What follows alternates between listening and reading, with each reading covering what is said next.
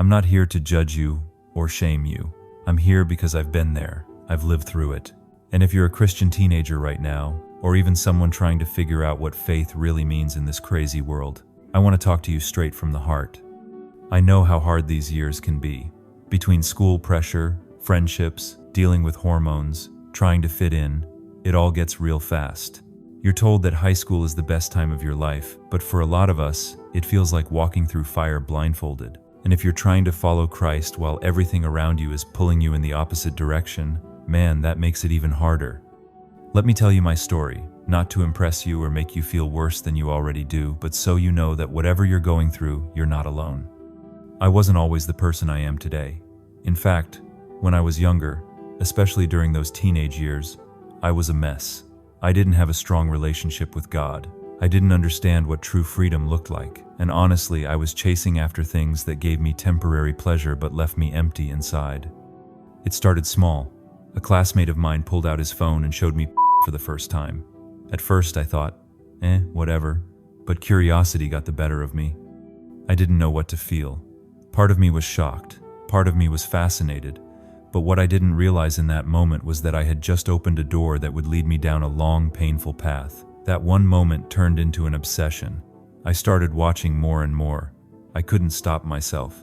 It became a daily thing, multiple times a day. I would masturbate constantly, sometimes 5, 6, 8 times just to escape the pain or the boredom or the loneliness. After doing it, I felt trapped. I hated myself for it, but I didn't know how to break free. I didn't know where to turn. I was ashamed. I felt like a failure. Like I was the only one going through this. And it didn't stop there. I lied. I stole. Not huge stuff, but enough that I knew it was wrong. I took things from stores, from friends, from family. I justified it by telling myself, it's not a big deal, or they won't even notice.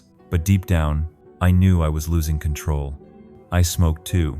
Never bought cigarettes myself, never got addicted, but I smoked often, just to fit in, just to feel like I belonged somewhere. I lost my virginity at 20. It wasn't some magical experience. It wasn't love, but out of curiosity, just wanted to see what the hype was about. And to be honest, it left me empty. Emptier than before. I thought it would satisfy something deep in me, but it didn't. It just added more confusion, more shame, more regret. Because I had given away something sacred for the wrong reasons. Looking back now, I regret those years. Heavy. I wasted them. I gave my time, my energy, my body, my mind to things that were destroying me from the inside out. And for what? A few minutes of pleasure? A few likes from people who didn't even really care about me? Nah, it wasn't worth it. And if you're watching this right now, and you're walking through something similar, maybe not all the same stuff, but you feel that pull from the world, that pressure to fit in, to explore, to experiment, I need you to hear me when I say this. It's not worth it. I promise you, it's not. Being a teenager in this world today, it's hard, like way harder than people admit. You're expected to know who you are before you've even figured out how to tie your shoes without tripping over them. Everyone seems to have it together except you. You're growing up in a time where everything is faster, louder, more in your face than ever before. Social media, culture, trends, pressure from every angle. It's non-stop. And in the middle of all that, you're trying to figure out who you are, what you believe, what you want to do with your life, how to please God, and it just feels like too much. These years you're living right now, 14, 15, 16, 17, 18, they're shaping the rest of your life. You might think you're just having fun, just chilling, just going with the flow, but you're building habits. You're creating thought patterns. You're choosing who you become. Every click, every scroll, every DM, every party, every yes or no I'm good. It's all adding up. I wish I had known that back then. I wish someone had sat me down and said, you don't have to live like this. There's another way. Someone who didn't just preach at me, but actually understood what I was going through. Someone who had walked through the fire and came out stronger on the other side. That's why I'm making this video. For you. For that teenager who's sitting in his or her room right now wondering if they'll ever get free. For the girl who's hiding her struggles behind a smile. For the boy who feels like he's failing at being a Christian. For the kid who wants to change but doesn't know where to start. Now, let me be real with you. People will try to sell you the idea that high school is the best time of your life, that you should live it up, turn up, do all the wild stuff now because you're only young once. That YOLO mentality is a trap. Don't fall for it. I fell for it, and I'm telling you, there's nothing but regret on the other side. Because once you graduate, once the parties stop, once the people scatter and everyone starts chasing their own lives, you're left with you. Just you and the choices you made. The friendships, gone. The attention, faded. The trends, outdated. But the consequences, still with you. I know people who never recovered from what they got caught up in during high school. Some are in prison. Some are addicted and can't get out. Some are dead. You think you're invincible now. I did too. But trust me, it catches up. That's why I'm talking to you now, before it's too late. You still have time. You still have breath. You still have purpose. And most importantly, you still have Jesus. I didn't change my life because I got smarter. I didn't suddenly become this wise, holy guy overnight. It was the grace of God. It was His mercy that reached down and pulled me out of that pit. And I want that for you. You don't have to go through years of heartbreak, shame, and self-destruction before you come to Him.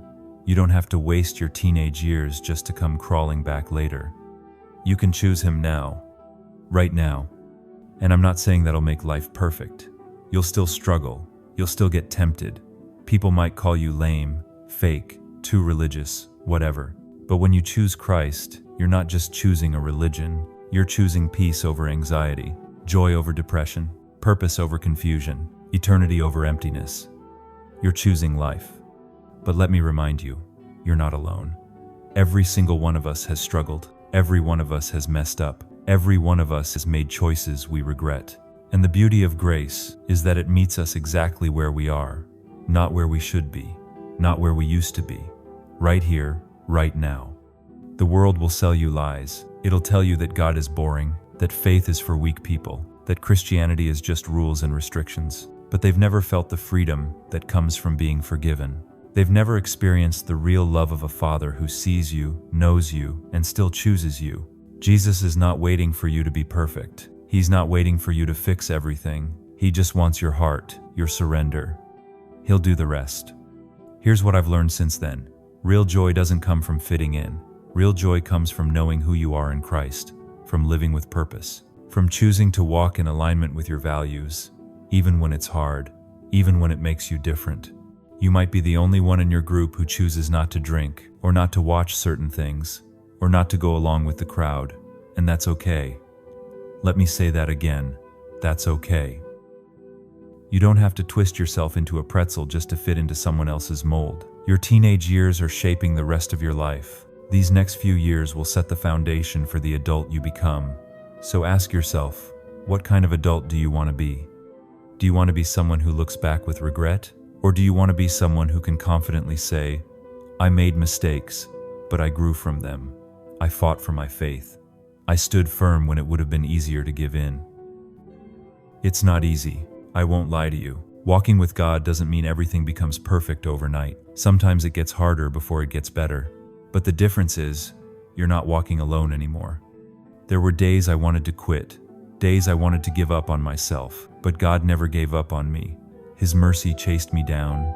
His love broke through the walls I built. And slowly, piece by piece, He restored my heart. Start small. Maybe today you choose to delete an app that tempts you. Maybe you decide to be honest with someone you trust.